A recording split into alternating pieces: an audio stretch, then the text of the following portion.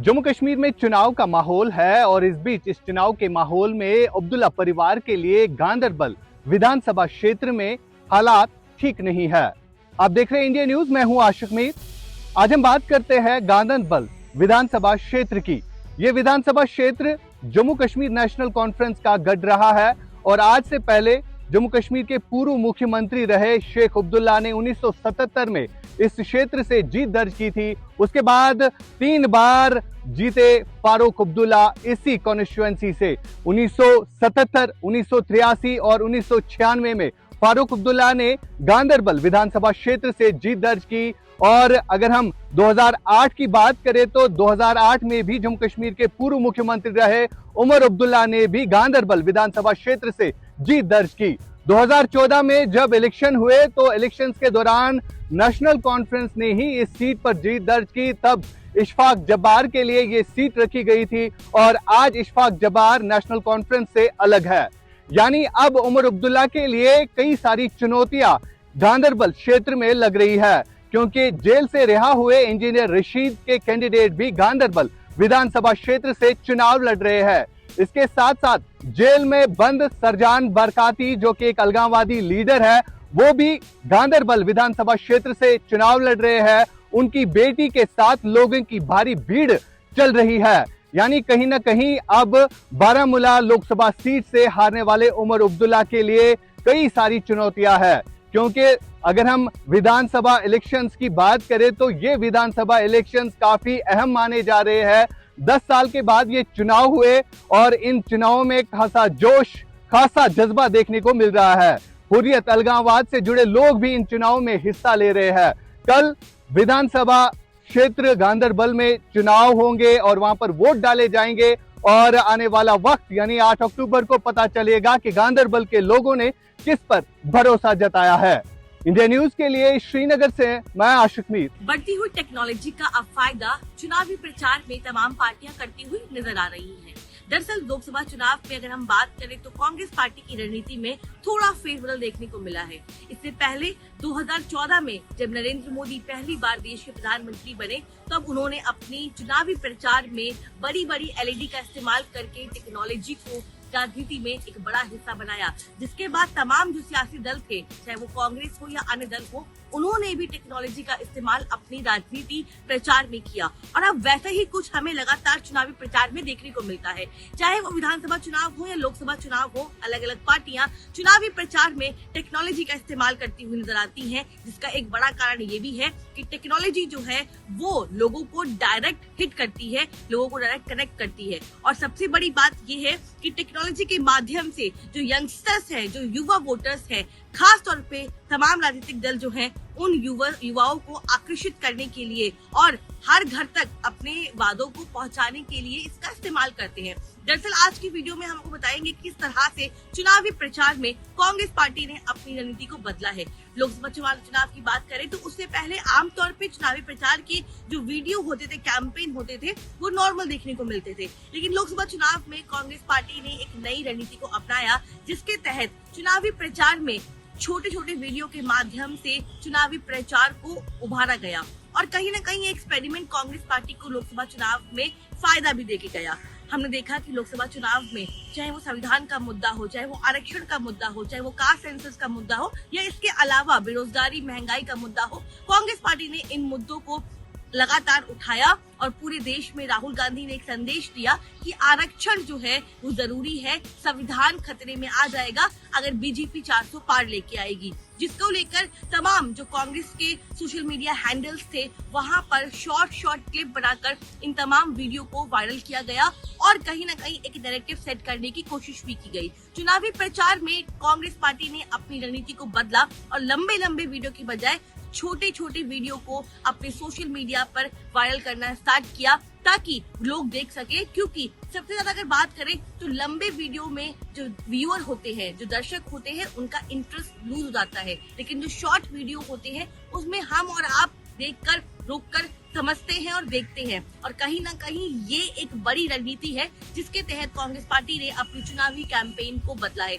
और लोकसभा चुनाव के बाद अब विधानसभा चुनाव जो कि हरियाणा और जम्मू कश्मीर में हो रहे हैं, कांग्रेस पार्टी का खास तौर पर फोकस है और कांग्रेस की रणनीति में एक बड़ा फेरबदल जो है वो हमें देखने को ये मिला है कि चुनावी प्रचार में कांग्रेस पार्टी अपने शॉर्ट वीडियो रिलीज कर रही है, चाहे वो हरियाणा में बेरोजगारी का मुद्दा हो, किसान का मुद्दा हो, युवाओं का मुद्दा हो, जवान का मुद्दा हो या डेवलपमेंट का मुद्दा हो। इन तमाम मुद्दों को लेकर कांग्रेस के सोशल मीडिया हैंडल से और ट्विटर पे शॉर्ट वीडियो जो है वो रिलीज किए जा रहे हैं, जिसका एक उद्देश्य यही है कि किस तरह से वोटर को आकर्षित किया जाए और अलग अलग मुद्दों पर कांग्रेस पार्टी अपना क्लियर स्टैंड रखे और देश भर में और प्रदेश भर में एक नया नैरेटिव सेट करने की कोशिश करे। लोकसभा में इन तमाम रणनीति से कांग्रेस पार्टी को फायदा मिला, तमाम जो बड़ी बड़ी कंपनियां हैं उनको हायर किया गया और अब कांग्रेस पार्टी इसी पैटर्न पे विधानसभा चुनाव में भी चुनावी प्रचार की तैयारी करती हुई नजर आ रही है, जिसके तहत एक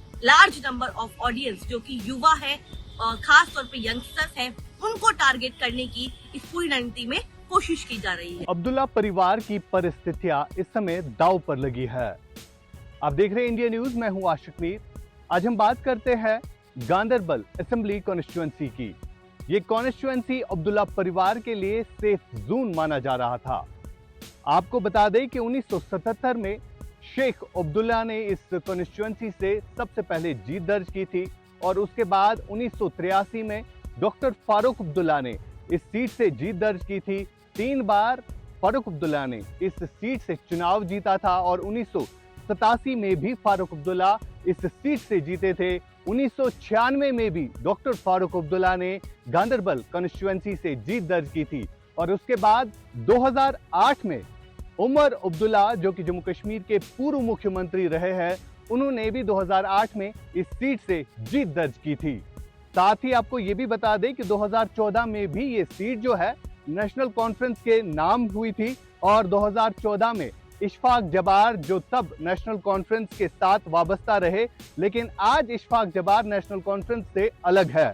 आज उमर अब्दुल्ला के लिए ये इलेक्शन किसी चुनौती से कम नहीं है, क्योंकि जेल से रिहा हुए इंजीनियर रशीद के कैंडिडेट भी इस बार गांदरबल कॉन्स्टिट्यूएंसी से इलेक्शन लड़ रहे हैं। साथ ही साथ जेल में बंद अलगाववादी लीडर सरजान बरकाती भी इस गांदरबल क्षेत्र से चुनाव लड़ रहे हैं और उनकी बेटी लोगों के बीच जा रही है। लेकिन अब आने वाला वक्त बताएगा कि क्या उमर अब्दुल्ला गांदरबल या बडगाम की सीट से जीत दर्ज करते हैं या नहीं। फिलहाल उमर अब्दुल्ला को लोकसभा के चुनाव में एक बड़ी हार का सामना करना पड़ा जब जेल में बंद इंजीनियर रशीद ने उन्हें 2 लाख वोटों से लोकसभा क्षेत्र बारामूला से हराया था। 8 अक्टूबर को नतीजे आएंगे और तब पता चलेगा कि उमर अब्दुल्ला जो कि गांदरबल कॉन्स्टिट्यूएंसी में इलेक्शन लड़ रहे हैं और वहां पर क्या उमर अब्दुल्ला जीत पाएंगे या नहीं, ये आने वाला समय बताएगा। ये न्यूज के लिए श्रीनगर से मैं आशिक मीर। 24 सितंबर मंगलवार के दिन आखिर ऐसा क्या हुआ कि देश की केंद्रीय जांच एजेंसी एनआईए एक साथ तमिलनाडु के 11 लोकेशन पर सर्च ऑपरेशन को दिया अंजाम। जी हां, एनआईए को एक विशेष इनपुट मिला था, खासतौर से चेन्नई पुलिस और चेन्नई की साइबर यूनिट की तरफ से हिजबुल रहमान जो एक आतंकी संगठन है वो एक बार फिर से भारत के दक्षिणी राज्यों में अपने आप को एक्टिव करने में लगा हुआ। दरअसल इसके पीछे खिलाफत और इस्लामिक स्टेट को लागू करने की जो साजिश है उसको अंजाम देने की कोशिश की जा रही है। जानकारी के मुताबिक इसमें कई छोटे से बड़े जो संगठन हैं वो जुड़कर इससे पूरे जो मॉड्यूल है इसको एक्टिव करने में लगी हुई है, जिसको लेकर इसी साल चेन्नई में एक मामला दर्ज किया गया था। चेन्नई के जो एनआईए का स्टेट हेडक्वार्टर है वहां पर एक पिता और 2 बेटों को जिसमें गिरफ्तार किया गया था। उसके बाद उनकी गिरफ्तारी के बाद यह खुलासा हुआ था कि किस तरीके से चेन्नई में खिलाफत और इस्लामिक जो स्टेट है, इस्लामिक रूल को लेकर जो एक बड़ी साजिश चल रही है कि हिंदुस्तान को इस्लामिक स्टेट बनाने की, जिसको लेकर इस मॉड्यूल को लेकर चेन्नई पुलिस और चेन्नई की जो साइबर यूनिट है वो लगातार इसमें काम कर रही है और इसी साल इस जो एनआईए के जो स्टेट हेडक्वार्टर वहां पे मामला दर्ज किया गया था। जानकारी के मुताबिक आपको बता दें उसके बाद से 25 मई को जो है केंद्रीय जांच एजेंसी एनआईए ने इस पूरे मामले को टेक ओवर किया। टेक ओवर करने के बाद इस मामले की जांच में जुट गई। उसके बाद लगातार एनआईए अपने इनपुट को अपडेट करने लगी हिजबुर रहमान को लेकर और कई छोटे बड़े जो आतंकी संगठन है जो इसके साथ जुड़कर इस पूरे मॉड्यूल को कामयाब बनाने में लगे हुए हैं। हम आपको बता दें कि इसमें जो एक पिता और जो उसके 2 बेटों को जब यहां पर गिरफ्तार किया गया था इस मामले में, तो उसके बाद से कई ऐसी जानकारी सामने आई थी जो बिल्कुल चौंकाने वाला था। यानी कि जो जिस तरीके से पिछले साल भी जिस तरीके से एजेंसीज एनआईए की हम बात करें तो दक्षिणी भारत में जिस तरीके से आतंकी संगठन अपने आप को एक बार फिर से पैर पसारने की कोशिश कर रहा है और कहीं ना कहीं कई अलग अलग जो ऑर्गेनाइजेशन है वो मिलकर इसको कामयाब बनाने में लगी हुई है।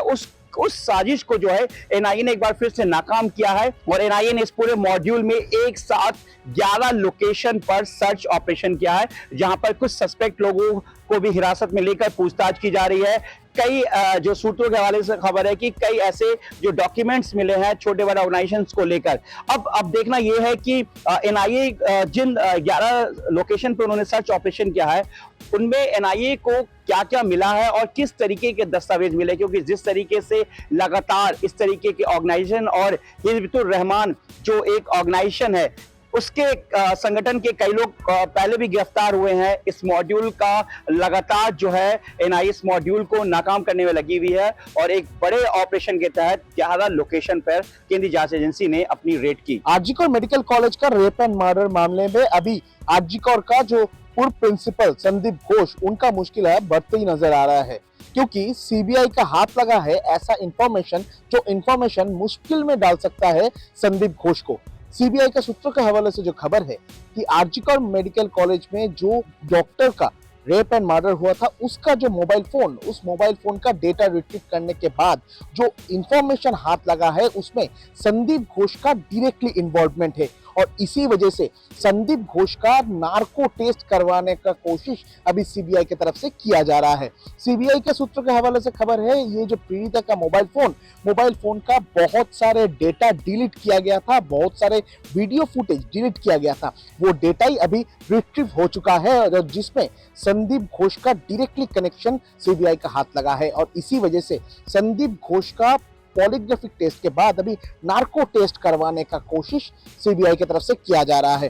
तो ये पूरा मामले पर संदीप घोष डायरेक्टली किस तरीके से इन्वॉल्वमेंट था वही जानने का कोशिश अभी सीबीआई की तरफ से जारी है। कैमरा पर्सन अमित धनुक के साथ रौनक दत्तो, इंडिया न्यूज, कोलकाता। नक्सल पीड़ितों के लिए बड़ी खबर, केंद्रांश और राज्यांश मिलाकर अब दी जाएगी पेंशन। हो भी क्यों ना, जो दंश उन्होंने झेला है वो भुलाया नहीं जा सकता। कोई पैर से विक्षिप्त है तो कोई हाथ से, कोई आंख से तो कोई कान से। अब केंद्रांश और राज्यांश मिलाकर सरकारें पेंशन देने के मूड में हैं। यदि ये लागू होता है तो छत्तीसगढ़ ऐसा पहला राज्य होगा जो नक्सल पीड़ितों को पेंशन देगा। जो कम विक्षिप्त हैं उनके लिए 6,000 और जो अपना हाथ पैर आंख गंवा चुके हैं उनके लिए 10,000 रुपये महीना देने की तैयारी में है सरकार। जम्मू कश्मीर में 10 सालों के बाद विधानसभा के चुनाव हो रहे हैं। साउथ कश्मीर के बाद अब सेंट्रल कश्मीर में चुनाव होंगे, यानी सेंट्रल कश्मीर के 3 डिस्ट्रिक्ट्स में कल चुनाव होंगे, जिसको लेकर सिक्योरिटी हाई अलर्ट रखा गया है। इस समय हम श्रीनगर में है और यहाँ पर आप देख सकते हैं सेंट्रल रिजर्व पुलिस फोर्स के साथ साथ जम्मू कश्मीर पुलिस के एहलकार भी इस वक्त सड़कों पर तैनात है। लगातार चौकसी बरती जा रही है क्योंकि इनपुट मिल रहा है कि लगातार जम्मू कश्मीर के सीमावर्ती इलाकों से घुसपैठ की कई बार कोशिशें की गई, जिनको विफल भी बना दिया गया।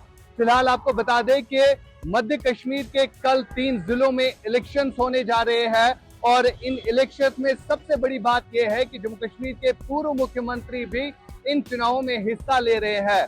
गांदरबल सीट से उमर अब्दुल्ला इस इलेक्शन में हिस्सा ले रहे हैं, जहां पर वो एआईपी कैंडिडेट जो है उनके मुकाबले में है। साथ साथ जेल में बंद सरजान बरकाती भी जो है इन इलेक्शंस में हिस्सा ले रहे हैं। उमर अब्दुल्ला के लिए एक बड़ी चुनौती ये रहेगी, क्योंकि गांधरबल सीट की अगर हम बात करें तो आज तक नेशनल कॉन्फ्रेंस ने इस सीट पर जो है अपनी जीत हमेशा दर्ज की है। चाहे 1977 के इलेक्शन की बात करें, जब शेख मोहम्मद अब्दुल्ला ने इस सीट पर जीत दर्ज की थी, उसके बाद 3 बार एमएलए रहे फारूक अब्दुल्ला ने भी गांधरबल विधानसभा सीट से इलेक्शन जीता था, और 2008 में जम्मू कश्मीर के पूर्व मुख्यमंत्री उमर अब्दुल्ला ने भी गांधरबल असेंबली सीट से जीत दर्ज की। 2014 में जब यहाँ पर इलेक्शन हुए तो 2014 में भी इशफाक जबार, जो तब नेशनल कॉन्फ्रेंस के साथ रहे थे, लेकिन आज इशफाक जबार नेशनल कॉन्फ्रेंस से अलग है, और 2014 में भी उनने एनसी की टिकट पर